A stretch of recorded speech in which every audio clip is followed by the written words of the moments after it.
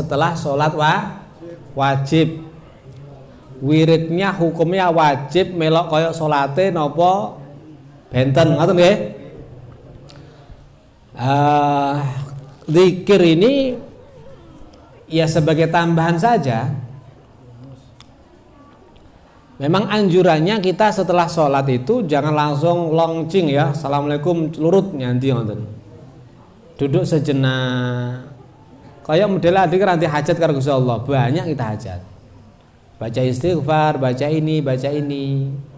Kalau dalam kitab Risalatul Muawanah itu, kalau bisa Anda tidak merubah posisi tahiyat akhir. Sebelum Anda baca subhanallah, subhanallah berapa itu? 33, alhamdulillah 33. Atau mungkin dan seterusnya. Terus kemudian kita baca Allahumma aini ala dzikrik wa syukrik wa husni ibadatik atau yang lainnya.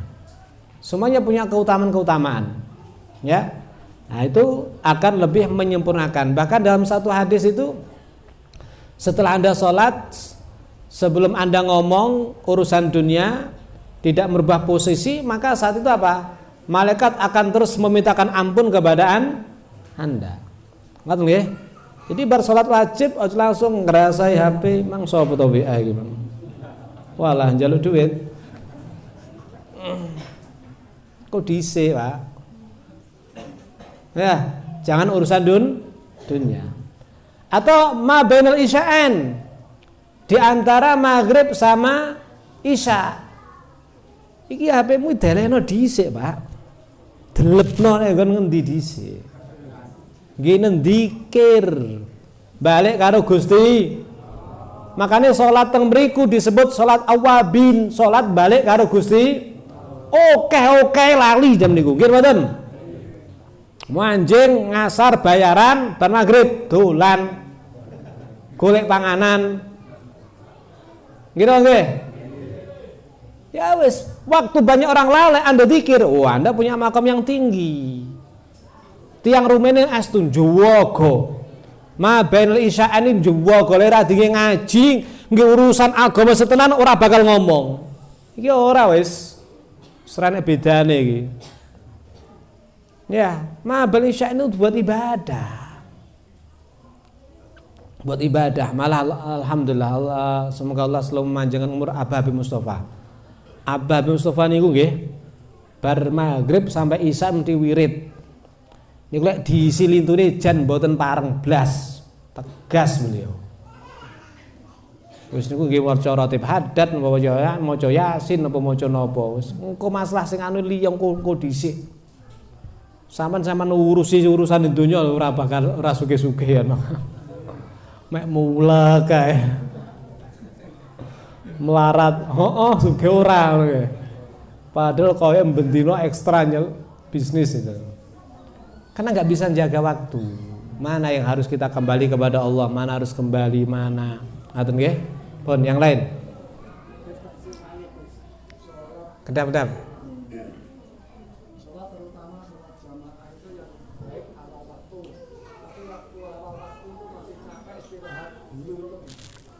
Ya. Salat yang paling bagus adalah awal waktu lah. Awal waktu capek, lainnya apa kok dadak capek iki.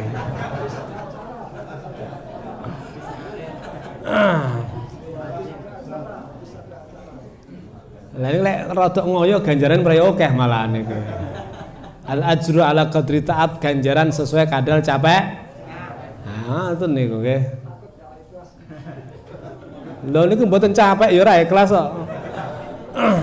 Nah yang jelas gitu, memang awal waktu adalah ridwanullah, tempat ridhonya Allah subhanahu wa ta'ala. Maka usahakan untuk bagaimana kita bisa sholat awal waktu. Ya sudah, awal waktu ridwanullah.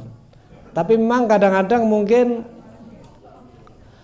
pas waktu kewesel napa-napa gak iso khusuk nggih misalipun. Ya fadhol Anda tunda sejenak untuk lebih mendapatkan apa khusyuk. Tapi kalau yang lebih utama mana? Yang lebih utama Anda nyeting bagaimana caranya di awal waktu Anda nggak capek sehingga juga khusyuk. Lah ini yang utama. Kalah enten tiang tangan enten pripun Kula pengen ngapali Quran tapi wedi lek lali dosa. Tapi lek ora ngapalne ya pripun luwih sae ngapalne tapi wedi lali dosa utawa mboten ngapalne. Jawabe napa? Ya hafalno tapi aja lali karo to nggih. Tekoke enggak maju blas masalah. Bon, yang lain nggih.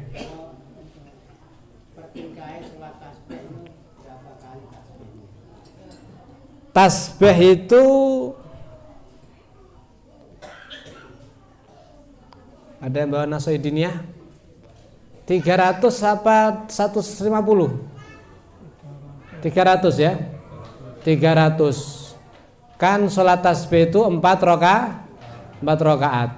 Ngoten nggih? Berarti banyak metodenya.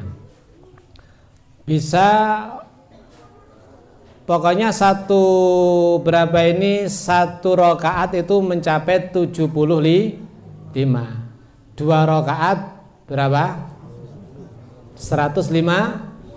Kalau 4 rakaat berarti 300. Cuman ingat tasbihnya jangan subhanallah jangan. Subhanallah walhamdulillah wala ilaha illallah akbar. Jadi lengkap. Ngoten nggih? Itu bisa mungkin Anda setelah takbir baca Fatihah kemudian tasbihnya 15. Bisa. Rukuk 10, i'tidal 10, sujud 10, duduk di antara 2 sujud 10, sujud yang kedua 10, kemudian ada duduk istirahat 10, baru berdiri. Itu kalau pakai duduk istirahat. Atau kalau enggak pakai duduk istirahat, kemudian berarti setelah takbir baca 10, kemudian baca Fatihah surat, baru baca 15. Pun yang jelas 1 rakaat 75, 2 rakaat 150, 4 rakaat 300. Salat tasbih itu dianjurkan kalau bisa minimal seumur sekali minimal nggih.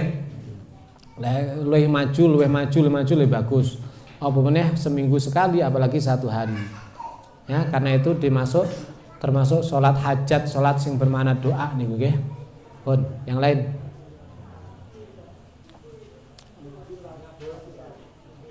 Nggih. Kalau puasa itu kan ada penyarutan sama puasa Senin Kemis bisa bulannya 1 puasa 1 hari. Tapi kalau sholat itu sholat wajib syukur wudu apa bisa? Untuk puasa memang wajib digabung dengan sunnah itu boleh. Ada yang mengatakan diniati keduanya. Ada yang penting niat wajib, engkau sunnah otomatis masuk. Kalau sholat bagaimana? Sholat itu boleh enggak? Misalkan qobliyah tak nunutnya sholat wajib misalnya. Qobliyah subuh tak nunutnya sholat subuh. Usolli sunata qobliyah subuh wa sholat subuh misalnya. Boleh enggak ini? Boleh apa enggak ini? Berarti kan sholat sunnah itu ada yang bisa indirat. Indirat itu masuk kepada sholat sunnah yang lain, ada yang enggak bisa. Kalau dia termasuk kategori sholat sunnah yang bisa indirat masuk kepada yang lain, maka digabung enggak ada masalah. Ya, apa itu sholat sunnah yang bisa masuk kepada yang lain? Di antaranya sholat sunnah syukril wudu itu bisa masuk ke yang lain. Atau sholat istikharah bisa masuk yang lain. Sholat misalkan tahiyatul masjid juga bisa masuk yang lain. Tapi kalau qobliyah nggak bisa. Jadi kalau memang ada salah satu sholat sunnah termasuk kategori bisa masuk yang lain, maka dimasukkan monggo. Namanya sholat sunnah yang bisa indirat masuk kepada yang lain. Tapi kalau nggak bisa masuk, ya jangan dimasukkan. Ya nika wau qobliyah subuh dan sholat subuh kene ringkes tapi ganjaran ra kalah karo awakmu ya. Padahal keliru. Bon, yang lain mana? Oke.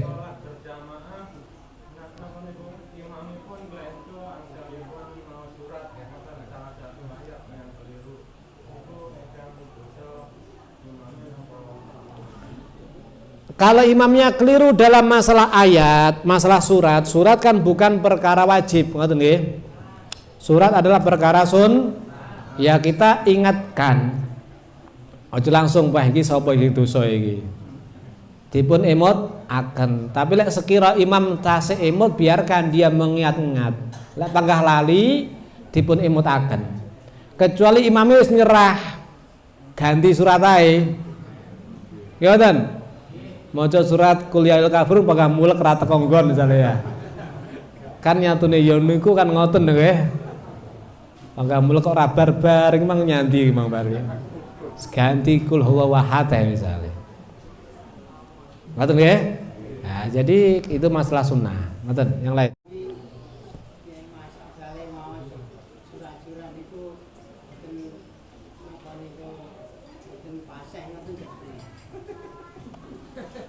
Fasih, iki ukurane fasih sing pripun niki?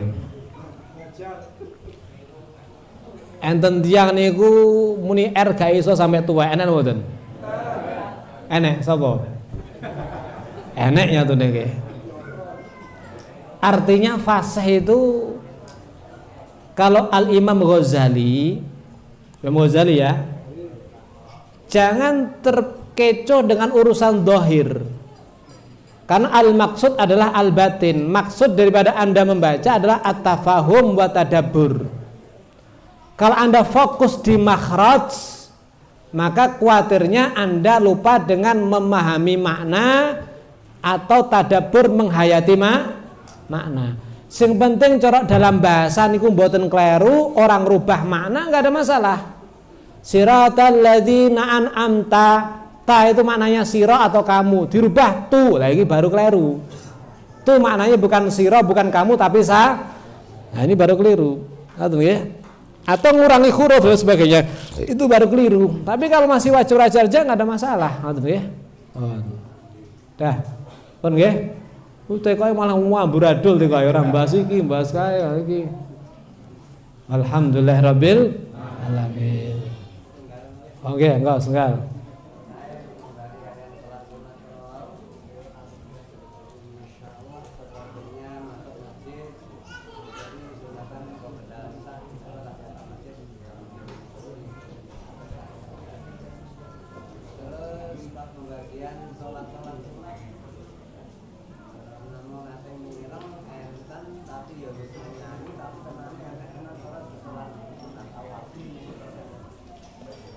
Salat sunnah awabin.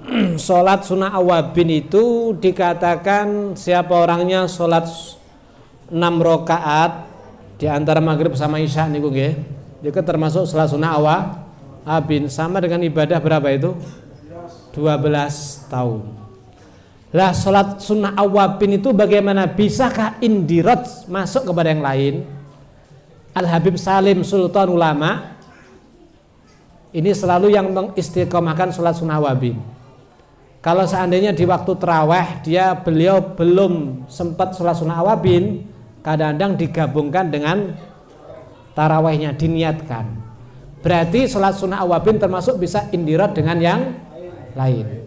Makanya Anda setelah sholat maghrib mungkin pertama ba'diyah, tapi juga diniati awabin. Yang kedua dan yang ketiga, maksudnya salam yang kedua dan ketiga, kan sudah 6 nggih, baru sholat sunnah awabin. Maka Anda dapat berapa tadi?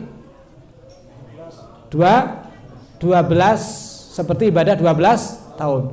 Sholat sunnah awabin itu paling sedikit 2. Umumnya 6, paling banyak 20. Paling kathah 20. Biasanya waktunya apa? Ma bainal isya'an. Antara maghrib sama isya. Atau sholat duha yang Anda kerjakan di sekitar jam 9-an. Jadi di waktu wong-wong lali. Jam 09 kan cara yang pasar wis nyemplung, ngoten nggih. Caranya toko wis kadung wasik ngedoli ngoten niku. Kantor ya. Di waktu itu Anda sholat duha, maka di sholat duha di waktu itu apa? Sholat duha termasuk kategori awabin. Kenapa? Karena banyak orang lalai kepada Allah Subhanahu wa taala. Abot mboten? Jajal panen jagung jam 09 mulai sholat sik misale. Ra kira. Makanya abot. Kalau yang dibandingkan langsung subuh, langsung isra, langsung sholat duha, katanya seperti haji dan umroh sempurna. Itu gimana ya? Sholat apa? Sholat duha tapi lanjut mulai subuh, langsung isra, langsung sholat duha, katanya pahalanya haji umroh sempurna. Subuh, israq, duha. Sholat subuh itu masuknya dengan tulul fajr, jelas ya, fajar sodik. Kemudian fajar habis dengan tulul syams, munculnya matahari, berarti habisnya waktu sholat subuh. Ngaten nggih?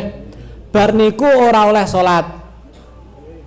Nika sing boten angsal sholat sunah mutlak, lek qadha tetep oleh. Aja sampean keturun tangi pah waktu subuh sentek. Iki sik tulul syams iki kira oleh salat nang kono engko seh. Terus sik mboten ya ndang qadha. Jadi habisnya waktu salat subuh itu memang enggak boleh salat. Nunggu sampai matahari terangkat 1 tombak atau nambah waktu 16 menit. Nah, setelah habisnya salat subuh ditambah 16 menit baru namanya isyraq atau syuruk, matahari naik. Terus salat sunah namanya salat sunah isyraq. Itu juga masuknya sholat duha. Monggo sampean sholat duha, sholat isyraq digabung dengan duha. Atau karena gini, karena ada ulama yang mengatakan duha itu sendiri, isyraq juga sendiri. Berarti isyraq dewe, duha dewe. Maknanya enten, Anda sholat subuh maruno wirid sampai isyraq. Ngoten nggih? Baru wis isyraq langsung salat isyraq, salat duha. Lah niki baru jos. Tapi wirite maca dzikir dudu wirite turu lho nggih. Kalau wiritan tapi turu. Baca dzikir. Nah, baca dzikir. Pun